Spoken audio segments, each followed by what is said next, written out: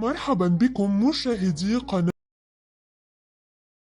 الريتنج اليومي لمسلسلات يوم الثلاثاء. فقبل أن ينتهي الموسم تم إنهاء مسلسل إذا خسر الملك الذي عرضت حلقته الأخيرة ليلة أمس.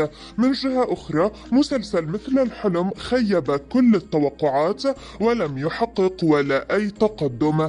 أما المركز الأول فيتنافس عليه مسلسلي الحسد ومحمد سلطان الفتوحات، والذي احتله فعليا مسلسل محمد سلطان الفتوحات، حيث سجلت الحلقة الجديدة 61 نسبة مشاهدة 5.10، ارتفعت جيدا في جميع الفئات وسبقت كل المسلسلات دون استثناء، كما تخطت الستة في فئة ABC 1، وهو المسلسل الوحيد الذي يتقدم ويحقق مشاهدات مرتفعة في هذا اليوم.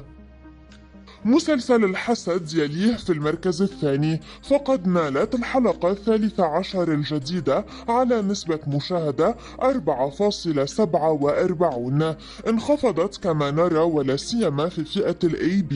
ورغم هذا التدني ولكن لا تزال الأرقام جيدة وفوق المعدل، والمسلسل يتموضع في مكان آمن ولا توجد أي رغبة بإنهائه، على عكس مسلسل مثل الحلم صاحب المركز الثالث، حيث حصلت الحلقة الثانية الجديدة على نسبة مشاهدة 3.86. وبعد أن توقع بعض الصحفيون ارتفاع الريتنج بشكل جنوني في هذه الحلقة ووصوله إلى 9، ها هو يشهد انخفاضا مخيبا للآمال ويدخل المسلسل في مأزق.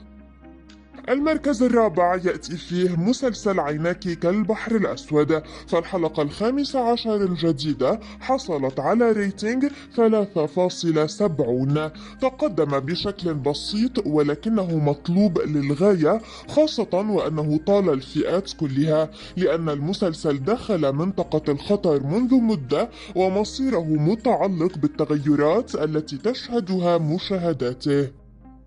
أما آخر مركز فهو من نصيب مسلسل إذا خسر الملك، وحلقته 30 الأخيرة سجلت فيها نسبة المشاهدة 3.64، ارتفعت في فئتين، وهو من المسلسلات النادرة التي تحصل حلقاتها الأخيرة على ريتنج يتجاوز 4 في إحدى الفئات.